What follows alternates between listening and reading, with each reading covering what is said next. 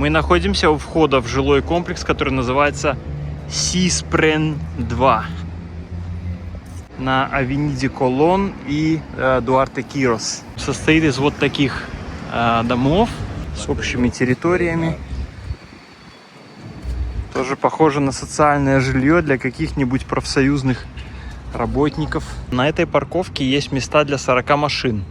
Хозяйка говорит, что места свободные почти всегда есть. Машину можно оставлять хоть на целый день, но по вопросам безопасности машины на случай какой-нибудь грозы и града, ее дочь, например, которая сейчас здесь живет, паркует машину в соседней парковке, которая стоит в месяц порядка 50 тысяч песо. Это где-то $35.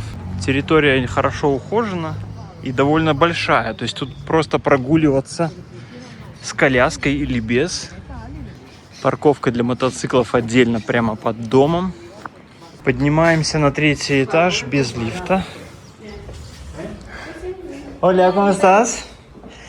Este es living comedor. Un gatito. Una vista. Bueno. Y acá, ¿qué tenemos? Sí. Ahora no abre. Ahí voy a dar más dos porque tiene agua que no abre. Здесь у нас такая довольно просторная кухня. Пока что живут хозяева, но они будут выселяться, как только сделка совершится. Ага. Вид на цветущее бутылочное дерево. Вот такой еще интересный проход с кухни. Коридор. Спальня номер 1. Спальня номер 2 заставлена, пока используется как склад. Санузел. Нормальный просторный подвесной потолок. И спальня номер 3. Ох, тут хороший вид на горы и на закаты. Здесь при более внимательном осмотре, что обнаружилось вот в санузле, это не последний этаж, во-первых, да, то есть мы уже не боимся того, что дождевая вода будет попадать. Но давайте посмотрим на то, насколько плоский потолок. Это плоское, это плоское, это плоское, а вот этот квадрат немного провисает. Видно, да, что он изогнут к низу. И у него здесь вот есть небольшие трещинки, то есть он подкрашивался ровненько под душем, который будет в квартире выше. Как здесь сделана канализация? Будем смотреть на примере этой квартиры. Душ, слив, вот трапик там идет. От трапика идет труба 50-ка, сюда подключается. От биде тоже сюда, и уже отсюда труба уходит в общую канализационную, где стояк, например, где-то в этой стене. И эти трубы, которые идут, они идут под плитой перекрытия, то есть над вот этим потолком. Это фальш-панели, чтобы скрыть как раз эти трубы канализационные. Проблема не критичная. Можно снять будет вот этот подвесной потолок, секцию, и посмотреть состояние резинок в этих канализационных трубах. Потому что со временем резинка может усыхаться. И либо просто заменить секции этих труб, либо герметиком их промазать. Но как бы проблемка есть, как аргумент для торга можно использовать, но в целом не критично. В родительской спальне с самым прекрасным видом, который вряд ли кто-то сможет сильно перекрыть какими-то новостройками, потому что это надо будет очень большую площадь покрыть. И там уже, похоже, застроено с большего все, что надо. Здесь кондиционера нет, но есть вентилятор, который включается вот так. Надо быть достаточно высоким или становиться на кровать. Тянем за эту штучку, и он включается, а за эту выключается. Оп. Эй. Так, выключайся, я сказал. Ну все. Сейчас пойдет в разнос.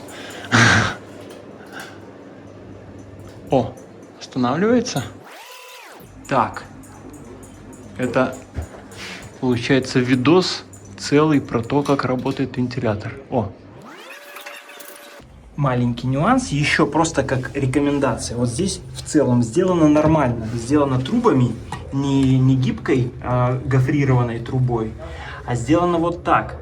Но здесь из минусов, которые я вижу. Во-первых, уклона трубы вот этой вот второй части туда не видно. А он должен был быть. Это во-первых. А во-вторых, обычно вешается сифон. Это устройство с гидрозатвором. Когда вода опускается вниз, потом идет вверх и потом уходит вот так туда. Чтобы эта вода, которая остается внизу, и там такой есть барьерчик, стенка, это называется гидрозатвор. Для того, чтобы запахи из канализации не попадали, не выходили сюда наружу. И в том числе всякие такие есть маленькие черные мошки, которые из канализации, как я уже обнаружил, прилетают. Что здесь еще интересно? Вот обнаружено следы дождевой влажности, да? Здесь металлический короб окна. И он сделан таким образом, что вот нет уклона наружу.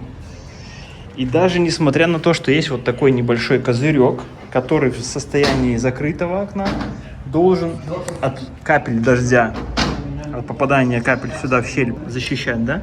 Но они попадают сюда, а дальше куда вода идет? Правильно, во все стороны. А если ветер снаружи, то она идет внутрь.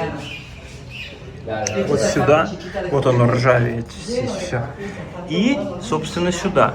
Решение есть, и оно не внизу, а оно вверху. Нужно вешать сюда козырек.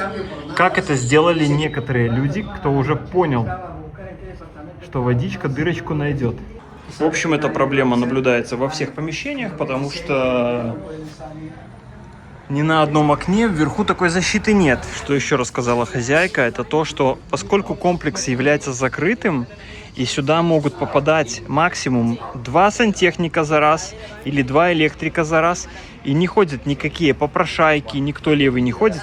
Летом здесь полно палаток детских, потому что здесь много семейных пар с детьми. И они своих детей выпускают просто на улицу, дети ставят такие палатки и играются по всей территории.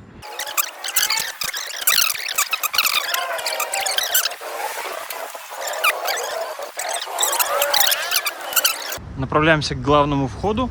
Вот эта дверь энкаргадо или загруженный на жаргоне, или ответственный человек, кто занимается уборками и всем остальным. Там его помещение. И здесь главный вход с воротами. Там должна быть вот. А теперь мы пройдем в сторону общей территории, где есть париша, то есть решетка, где можно жарить мясо. Стояночка для мотоциклов. Pueden estacionar sus motos acá, por Sí, ejemplo, sí. o bicis Bici también. también. Bueno. Mira, este es el Zoom. Ah, este es el Zoom. Claro. Sí. Y aquí está el guardia a la noche. Ah, bueno. Por eso la moto se puede dejar tranquilamente. Bueno, pero Zoom, ¿qué tiene? ¿Hay algunos para deportes, gym o No, algo? Es ¿O qué es? para reuniones. А, solo para Ahí reuniones. tenés las sillas, la mesa, tiene freezer. Красиво в тени дерева, с видом на горы. Есть вот 4 Асадора. 2 на эту сторону и 2 на эту. И дальше, что интересно, хочу показать. Это общественная школа, бесплатная, но хозяйка не рекомендует ее. Она сказала, что здесь рядышком в одной квадре есть частная школа очень хорошего качества. Здесь, прямо напротив, вот через дорогу от комплекса, есть площадка баскетбольная, есть турники и качели, куда можно выпустить детей или самим сходить. И еще очень важный момент. СПС – это типа администрации района. Всякие там оформления, получить права, что-то там обновить, какие-то документы, это все делается прямо здесь, через дорогу от комплекса. И вот там проходит Авенида Колон, то есть ее даже не слышно на задней части. Я должен сказать, что впечатление на меня лично произвел комплекс неплохое. Есть администрация, которую хвалит хозяйка. Она сказала, что хорошо работают, быстро решают все проблемы. И жильцы, которые живут напротив, получается портрет семьи такой же, как у моих клиентов. Двое взрослых, ну там в районе 35-40 лет, и двое детей, девочки. Я вот сейчас освободился с подписания резервы, то есть задатка за квартиру, которую мы на прошлой неделе для ребят смотрели, по которой я очень классно сторговал цену и выбил хорошие условия. Короче, когда я приехал в офис, там был помимо агента, который сопровождал сделку со стороны продавца, директор этого офиса, который также заинтересован в сотрудничестве. Мы с ним пообщались о возможных способах сотрудничества и принесения пользы друг другу, обсудили разницу в рынках, почему я здесь этим занимаюсь, что конкретно я предлагаю своим клиентам и так далее.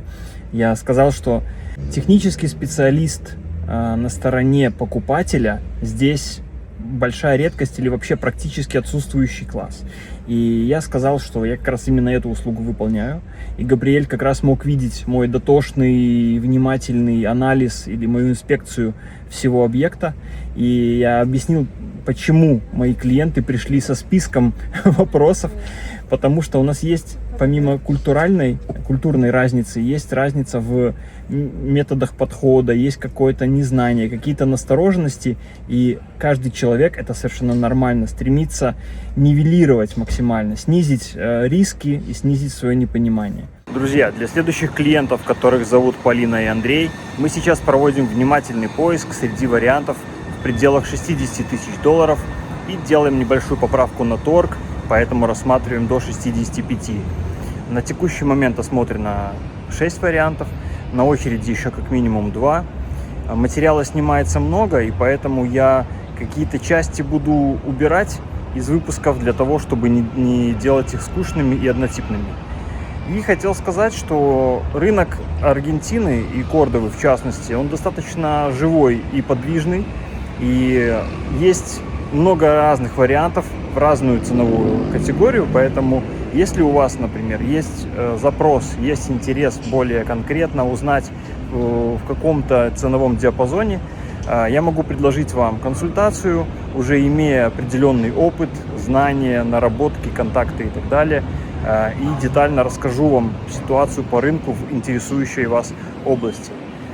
Ну и также, собственно, могу предложить услуги сопровождения сделок, которых сейчас объем работы прибавляется, и материала будет становиться еще больше. Ну или ждите того, как я покажу это в выпусках, и вы увидите это все, скажем, в более пассивном режиме, или если у вас есть, скажем, инвесторский интерес, или время уже пришло к тому, чтобы что-то купить, пожалуйста, можете обратиться по контактам, которые есть в описании. Стартовая цена 50 тысяч долларов. В районе Ляс Магнолиас. Это рядышком с районом Пуэрто Люгонес. Тут буквально в 2 квадрах есть Гиперлибертад, большой торговый и строительный центр. Сейчас там смотрят другие клиенты, а мы можем пока ознакомиться вот с палисадником. Гараж получается вот здесь, да? И он закрыт.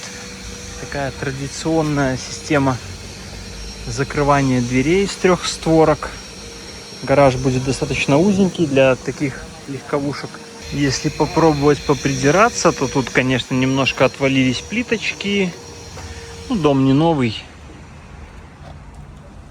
Зато здесь есть возможность надстроить еще один этаж вверху, как это сделал сосед.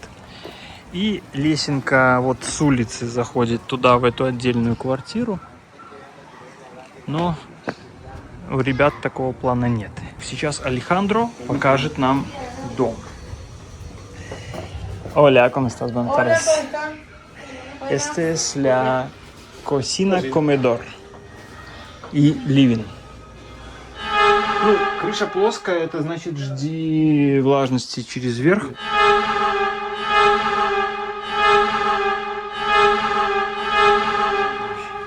Да, и он совершенно спокойно говорит, что нету слоя гидроизоляции. Так. Acá tenés lavadero. Угу. Да, узел прачечной.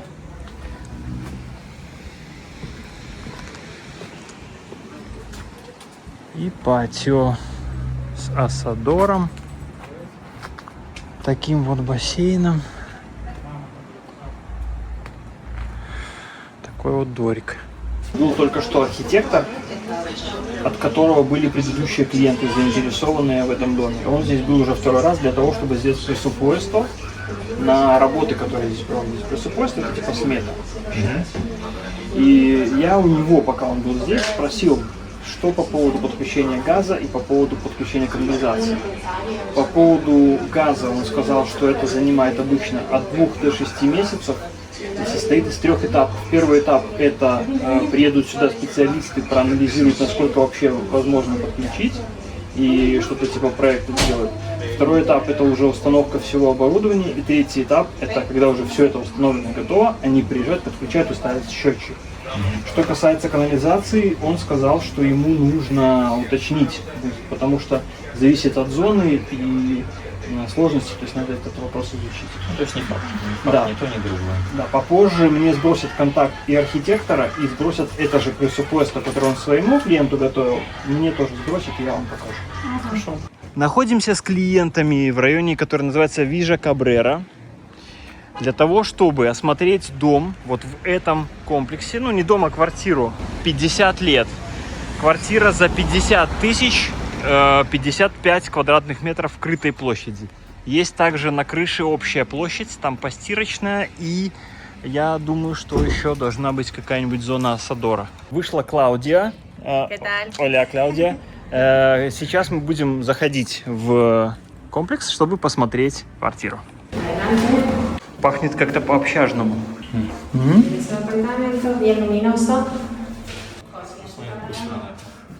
Да, это называется вентилюс. И вентиляция, и свет. Два в одном. Но система примитивная и рабочая. И se vende con el aire. Это чей-то внутренний дворик с нижнего этажа.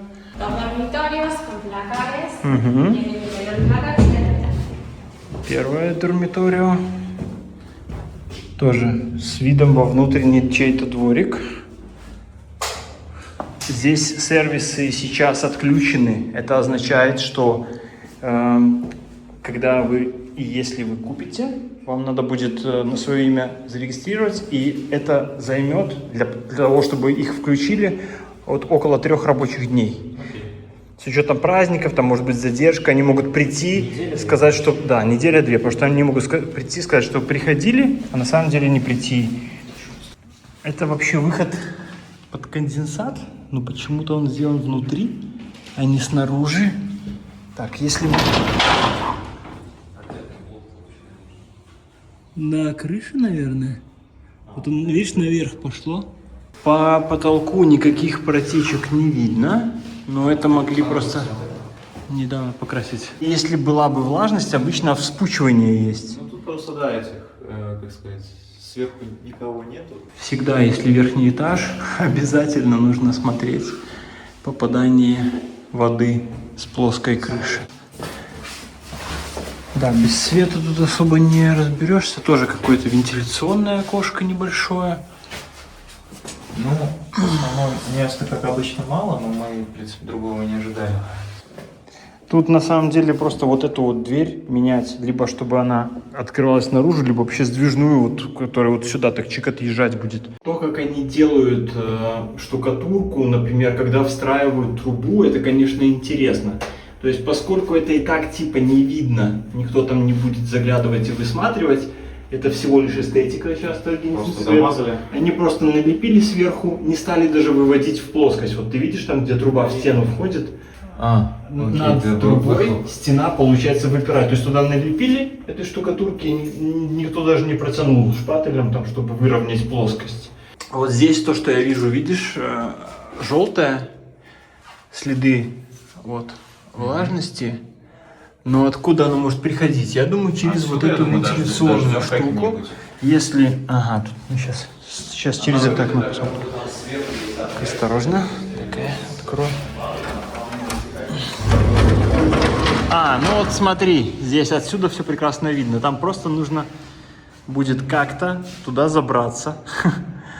Ну, вон оттуда, Типа, если туда есть выход. Ну или от соседей внизу Сделать поставить крышку. лестницу и нормально сделать эту крышку, потому что когда дождь идет, он стекает по стене и стекает под эту крышку. А там внутри этой вентиляционной трубы нету уклона наружу, соответственно вода просто туда протекает внутрь. С окном с вами тема. То есть там вот какой-то этот блок стоит, и явно туда вода протекает, то есть оно там ржавеет. Как аргументы для торга это все надо иметь в виду обязательно. И давай посмотрим над окном, там действительно, потому что там какой-то стоит, да, ну правильно, вот там этот металлический щит, который закрывает этот короб, куда прячутся персианы. А смотри, это делается здесь вот через... Угу, вот эта ленточка натягивается. Интересная технология. И вот сейчас мы не можем увидеть внутри этого короба, есть ли там следы влажности. Если есть, то... Ну, да. Я думаю, не могут не быть условно, потому что там поверху оно ржавое, то есть туда точно вода стекает и выпадает. Особенно если дождь с той стороны идет, если ветер. Угу. Ну смотри, я бы это, знаешь, как решал? Можно козырек делать жестяной Ну да. над окном. И там, и там. Да, это самый простой и дешевый способ. Вместо того, чтобы герметизировать что-то стену, там, штукатурить, просто повесили. Не, можно, конечно, просто герметиком пройтись по верхней части, вот чтобы щели это не было белым. Можно. Лучше, конечно, козырек. Смотрите, здесь есть небольшой уклон наружу, вот на этом окошке. И получается, когда окно закрыто, вот эта штука загнулась, ее надо будет выправить, потому что это окно должно закрываться первым, потом вот это. Тут видите, как оно сделано? Что вот это закрылось, Да-да-да, нахлёст они. и потом внахлёст. И оно вместе должно образовывать такой козыречек, по которому вода стекает наружу. Единственное, что вот тут, куда она стекает, ну, по-хорошему тоже надо жестяную делать, какую-то жестяной козыречек. Отлив. Или как они делают это, мембранной ликвидой, то есть жидкой мембраной пропитать. Ну, это такая типа краска, которой на самом деле хватает на год. И ahora subimos a la terraza. Sí, es de uso común, это общего пользования. И здесь нет асадора, здесь только для мойки. Solo para lavar тендер. Сушилка и мойка, как я и говорил, вот. Ну, то есть сюда ничего нельзя притаскивать. Как в казарме. Y pueden, por ejemplo, poner un asador portátil. No ¿Usarlo? sé, no lo han usado como eso, digamos. Ajá. No lo han usado. De hecho, me parece que es todo de tendido porque están nada más todo lo que es las sogas para tendido que le ponen los Ajá. propietarios. Sí, esto sí. Pero me parece que podrían encontrar lugar para poner, porque hay suficiente lugar, hay bastante mucho. Muchísimo lugar. Sí. Lo que pasa es que no sé si está permitido, por ejemplo, juntarse acá arriba. Ajá. Ah. Por las reglas internas. Del mismo edificio. Ujú. Me interesa cómo funciona la administración acá. Por ejemplo, ¿es una familia que vive acá, administra? No, o... es una chica que se encarga de la administración de esta propiedad. Bueno. Ujú. Que es por fuera. Ok. Y entonces se puede arreglar algunas cuestiones de cómo hacer un boteo para instalar, para ofrecer, por ejemplo, claro, porque este sería cómodo para todos, Claro. si poner un asador común para uso común, Sí. porque hay un techo plano, Está espectacular el lugar ¿Cómo para vamos a ver? aprovecharlo. Sí. porque ahora se usa solo para como un tender. Solamente como tanda. Короче, она сказала, что администрируется, администрацией. Девушка сюда приезжает, как бы 60 тысяч песо expenses. И, в принципе, можно вынести на голосование вопрос, если предложить сюда установить где-нибудь асадор для общего пользования. Потому что сейчас эта плоская крыша используется только как сушилка. И все. и просто вот натянутые проволочки. А места, в принципе, предостаточно, чтобы поставить осадор где-нибудь, поставить какие-то лавочки, тем более источник воды Там есть. есть закутки, где Да. как бы ты никому особо мешать не будешь. Да, абсолютно Там, верно. Там типа раз, два, три. Даже можно, да, сделать 3 отдельных. Коммуникация происходит корпус спрятать, но адекватно. Ну, то есть даже вот тут, допустим, ну, Просто таких несколько. и она говорит, что это вопрос еще, может быть, внутренних правил, потому что она не уверена, сейчас можно ли тут собираться наверху. Почему? Потому что, ну, если вот тут вы, допустим, будете галдеть, а под низом чья-то комната, чья-то спальня, то им будет, наверное, слышно. Так, окей, а 60 экспенсов это за что получается? За уборку общих территорий, мойку, И да. коридоров? Да, и я так понимаю, что перед домом там косится трава. Y las expenses también incluyen cortar el pasto. Sí, es el mantenimiento de todo. Todo. Мгм. Sí, todo para que el edificio, digamos, tenga un orden. Bueno. То есть полностью содержание всего здания, все административные расходы общие, вот это и включают Условно expenses. говоря, управдом уборщица. Да, да. Можно что-то узнать, если это практично про контингент, который тут живет, соседей? Ujú. ¿Pueden contar un poco sobre el perfil general de la familia que vive acá? De los vecinos. Al lado de donde está el departamento Sí. hay una pareja que tiene niños pequeños. Ajá. Los otros no sabría decirle porque en movimiento he visto poco movimiento, o sea, es como que es bastante tranquilo. Ujú. Abajo hay una señora que se la ve, digamos, manejada, pero es más grande, digamos. Ajá. Sí, sí. Lo demás Y- es como que no le voy a poder informar mucho porque no he estado No acá. conoces. Ujú. Ajá, bueno. Sí. Sí, sí, sí. Bueno. Es bien familiar, digamos, no es... Y no se alquila mucho. Estuvo alquilado hasta hace poquito el Ajá. departamento. Este departamento. sí. Pero otros viven constantemente. Hay propietarios y hay personas que alquilan. Ajá. De abajo alquila y el del lado no sé, no sabría Ok. decir. Ujú. Окей. Bueno, gracias. Еще вопросы какие-то, может, есть? Нет, пока нет. Хорошо. Так, сейчас мы находимся в районе, который называется Бахо-Палермо. Вот это река Рио-Сукия, или еще Рио-Примеро ее называют. И вот эта улица, которая скоростная, проходит мимо нее. И на углу вот этой улочки находится такой дом. Альфредо сейчас нам покажет квартиру, которая в этом доме продается. Hola, Альфредо, ¿cómo estás? Вход в здание находится здесь. И... Мгм. Да, ну воздух заходит. ¿Cuántos pisos? Ajá. Y tiene una parrilla común. Bueno, есть еще один этаж и терраса общего пользования наверху. Не, просто про то, что типа это квартира, над ней крыша или нет? Нет, над ней получается еще одна. Высокие потолки, как мне кажется, как будто бы выше, чем в той квартире. Нет? Повыше. Сантиметров на 20. Угу. Los servicios hay o dónde? Todo. Está todo activo. Activos. Hay que cambiar titularidad nada más. Ok, bueno. Una vez que le bajamos la térmica, pues. Автомат был выключен. Ну, принцип такой же у этих шторок. То есть вот ленточка, это понятно. Окна такие же, тоже металлические. Но это все при желании можно поменять. Смотри, если вырубить, допустим, мы просто представляем, убрать вообще эту систему, снять и заменить окно целиком на такое целое высокое просто окно, чтобы было еще больше света. Вверху где-то Это шторы. представить, когда будет это а-ля тюрьма, ну, потому что здесь же это все защита от дождя, света и от того, чтобы лезли. Ну, насчет решеток здесь же...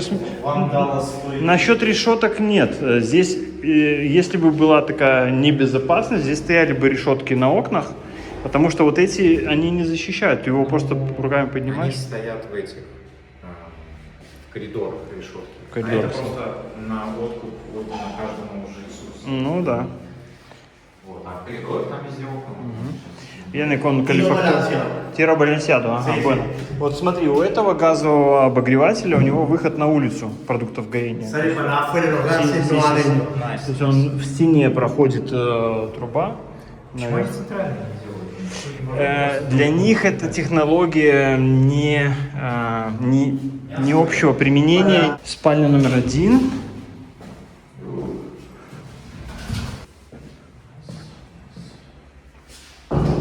Ванная с ванной.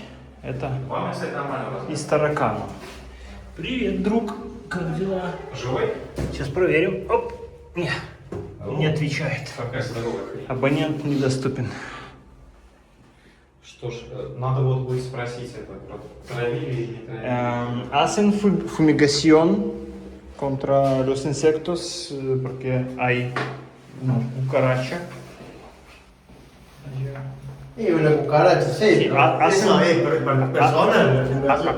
hacen- El edificio debe tener su fumigación, seguramente. Sí, entonces hay alguna administración con cual pueden... No. ¿No? No. Es común en Como dijiste, acá no hay expensas. No hay expensas. No hay expensas. no se pagan expensas, no se paga luz, nada. Bueno. Короче, ребят, тут нету администрации, тут каждый для себя принимает решение, травить, не травить этих тараканов. Может, кому-то нравится домашние питомцы. Внизу просто вот список правил для общих, для всего эдифисио, и все. Это единственное, что регулирует как-то. Какой-то совместный чат, где люди обсуждают. Y sí, supongamos que debe ser un grupo en WhatsApp, por ejemplo, común Y donde los vecinos se hablan, Sí. claro, hay ¿cuánto puede decir? es un chat de Es los un vecinos. chat de vecinos que del edificio seguramente Sí. que se tienen contacto. Ahora te dicen, si tenés un animal, un Sí. perro, un gato, ellos ponen, ¿no? Que no moleste, Sí, sí, o sí, cosas así, sí. pero se arregla entre Мгм. los vecinos. Son muy pocos, aparte, no son muchos. Да, есть чат соседский. Второе как будто побольше, да? Следы подкрасно, или мерещится. Какие-то полосы видны. По всем. Либо хреново так это красили изначально, либо просто подкаст был поверхностный. ¿Sabes cuándo pintaron?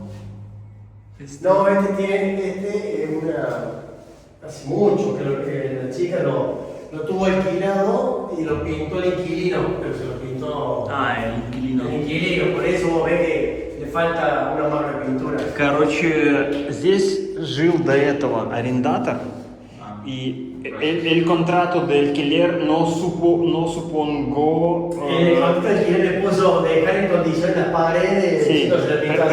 pero sin cláusula que el propietario elige la persona de confianza, el pintor de confianza. El que lo hizo fue, no lo hizo con nosotros, lo hizo ella, Ага. el contrato con alguien personalmente, Bueno, y ahí bueno. está el problema, ¿ves? Короче, да, то, что я и предполагал, здесь просто жил арендатор, и у них в некоторых контрактах аренды указано, что маляра выбирает хозяин дома, потому что он хочет определенное качество, чтобы было. Если это не было указано, то арендатор выбрал своего кого-нибудь или сам покрасил, соответственно, вот результат мы можем иметь, что валиком закатали, но между, да, вот, тут протянули, а между ними осталась полоска. Y este es un la llave de paso, sí. Esa es la ventilación, Sí, para que vente hacia afuera. entonces para cerrar toda el agua en el departamento. No, de acá del baño, para solo en el no baño. estar independizado baño y cocina. Bueno. Acá vos puedes poner un extractor si querés, eléctrico, Sí. para que te ventile más. Sí. Porque eso sale un conducto que va Ага. arriba.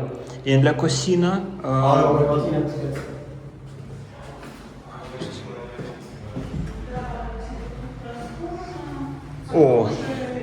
О, какая интересная Grande.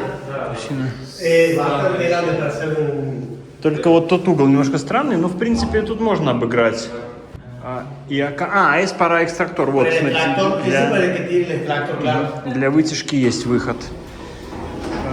Ну что ж, Интересно, а вот сюда нет, наверное, или можно сюда машинку Esto si ставить? querés lo вообще это можно снять, это просто старое, раньше Я поняла, делали. типа, вообще Можно, машинку да, можно можно, потому что подача воды есть, выход воды есть, То есть просто вот эту вот штуку отбомбить вообще, убрать, эту перегородку тоже убрать вообще и сделать тут. Сейчас померяем, сколько тут по расстоянию, но здесь Он еще покороче. минимум на Acá 2. pone una ropa y sacarlo o pone una mesa, cosa que quieras. Си. Короче, тут точно можно, допустим, стиралку и посудомойку я бы ставил, например, потому что, кстати, будет удобно. Там покушали, посуду сюда поставили и сразу ее же в посудомойку загрузили. То есть на первом этаже получается хреновую гидроизоляцию, но зато этот свой комендор. Будете нюхать, как кто-то жарит Да, Да. мяско. патио. Ну, там же Ничего, тут вытяжка есть. Да. Acá son térmicos o qué? Esa, la térmica, sí, ¿ves? Esto es llave de paso de la cocina. Ah, acá sí. cerrás, Ujú. ahí cerrás el gas y acá cerrás el otro gas. Sí, son Está todo sprados. independiente. Мгм. Y Короче, hay una здесь térmica con un disyuntor. Sí. Это получается здесь электрические эти автоматы.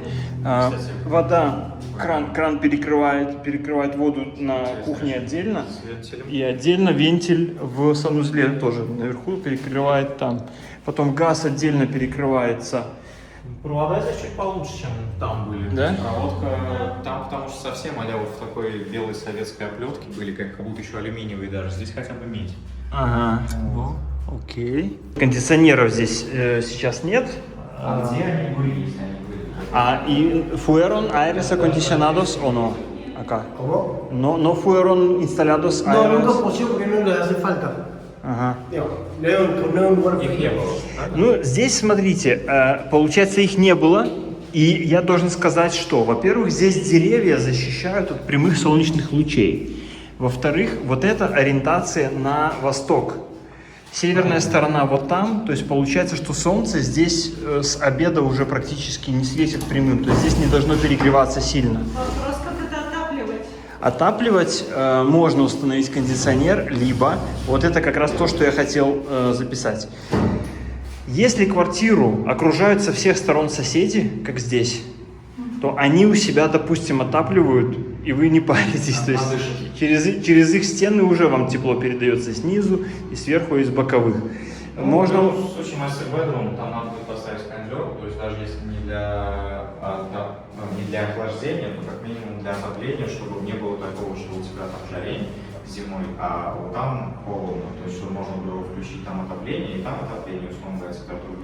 Но я еще хочу рассказать по опыту, что вот этого обогревателя вам будет достаточно даже, потому что если он идет тиро балансиадо, то есть с выходом наружу, вот у него там должна быть,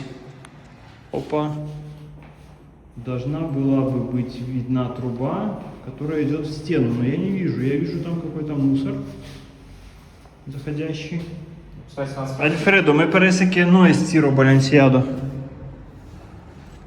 Porque yo no hay caño que no es tiro balanceado. ¿Ves? No, no es tiro balanceo. No es tiro balanceado. Окей, ну то есть выхлоп идет к нам в дом. Выхлоп идет в дом. И если бы был, то его можно было бы смело просто включать там на целый день. А так получается по опыту, если он у вас будет работать постоянно, даже ночью, то вы будете чувствовать запах горелого газа и кислород будет сжигаться. И у них как бы рекомендация, когда ты топишь, открывай вот так вот типа на сантиметр щель, чтобы кислород... Здесь даже открывать не надо. Да, и ты частично уже сразу со старта улицу топишь. И из новостей, то, о чем я говорил в прошлом выпуске или позапрошлом, хорошая новость, о которой я не сказал тогда в деталях, это мне сделали оффер в одну IT-компанию за $40 в час. Хорошая, интересная работа с применением как раз моих знаний с уровня школы, можно сказать, потому что я ходил в физмат класс и был довольно хорош в тригонометрии. Ну, алгебра, геометрия, тригонометрия, все вот это. И как раз эта работа предполагала применение всех этих знаний, опыта программирования и так далее. И я очень долго колебался на самом деле и даже начал готовиться к выполнению тестового задания, понял, что да, это интересно все, Но потом я понял, что это снова отвлекает меня от моего собственного, аутентичного пути, который я выбрал. И я решил не предавать себя. Я четко знаю, куда я иду, чего я хочу. И я хочу работать на себя, я хочу развивать свое. И я знаю, что у меня все получится. Если даже сейчас я променяю то, что у меня есть сейчас, пусть какой-то не супер большой, но уверенный доход, на больший, это будет временная мера. И она не даст мне того, что я хочу в жизни.